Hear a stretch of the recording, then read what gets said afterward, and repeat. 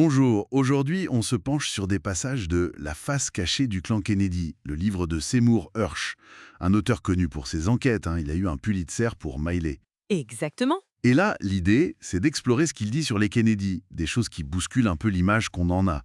Hersh dit vouloir aider à comprendre l'histoire américaine. Bon, on regarde ça de plus près. Oui, et c'est vraiment une déconstruction du mythe Kennedy qu'il propose. Il s'appuie sur des témoignages, des documents pour montrer une facette, disons, plus sombre. Alors, un des premiers points forts, c'est cette histoire de premier mariage secret de JFK en 47. Oui, avec Dury Malcolm, bien avant Jackie. C'est ça. Et Hersh, citant un ami de JFK, Charles Spalding, affirme que le père Joe Kennedy aurait fait disparaître les papiers officiels, carrément. Ce qui est assez fou, c'est, comment dire, ça montre le pouvoir qu'avait Joe Kennedy, selon Hersh en tout cas. Effacer un mariage. Oui.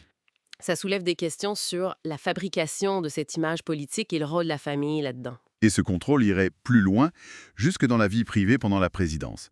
Hersh parle d'un libertinage effréné. Oui, il utilise ce terme, avec des femmes, parfois des prostituées, amenées discrètement à la Maison-Blanche.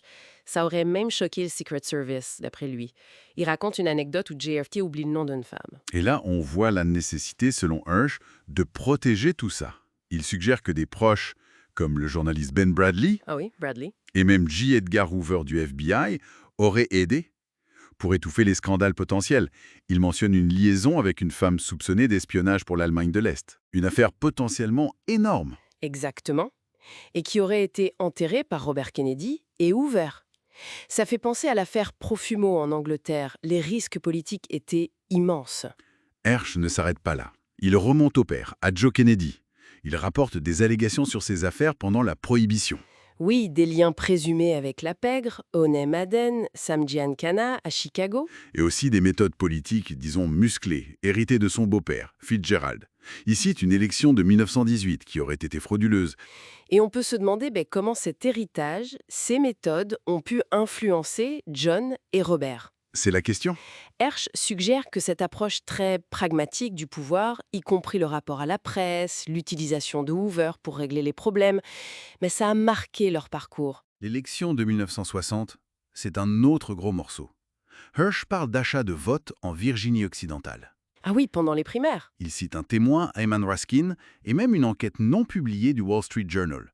Et puis, l'implication supposée de la mafia. Sollicité par Joe via Sinatra auprès de Janana. C'est ce que Hersh avance. Toujours d'après ce témoin Raskin, il y a cette histoire explosive sur Lyndon B. Johnson. Oui, l'affirmation selon laquelle Johnson aurait obtenu la vice-présidence par chantage. En menaçant de révéler les choses sur JFK. C'est une affirmation très forte et il faut le dire, elle repose beaucoup sur ce témoignage-là et elle est très contestée. Et puis, après l'assassinat, Hersh décrit une réaction immédiate pour protéger la réputation. Oui, Robert Kennedy aurait soupçonné John Cana, d'accord, mais surtout il aurait ordonné de récupérer tous les dossiers perso de JFK, les enregistrements secrets, par Evelyn Lincoln et Robert Booke, c'est ça? avant même que Johnson n'arrive.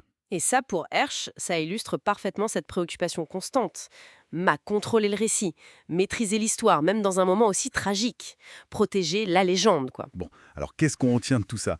Ces extraits du livre de Hersh, ils dessinent un portrait complexe. Assez dérangeant. Et oui, très loin de l'image des Camelots. Des failles personnelles, des secrets, des manœuvres politiques assez intenses. L'enquête de Hersh, même si elle est controversée, elle nous interroge vraiment sur comment on fabrique les mythes politiques, sur le pouvoir de l'image et sur ce qui se cache derrière le pouvoir. Et ça laisse une question en suspens, finalement. Oui, au-delà des Kennedy eux-mêmes, comment ces récits alternatifs, une fois qu'ils sortent, changent notre regard sur le passé, mais peut-être aussi sur la politique d'aujourd'hui?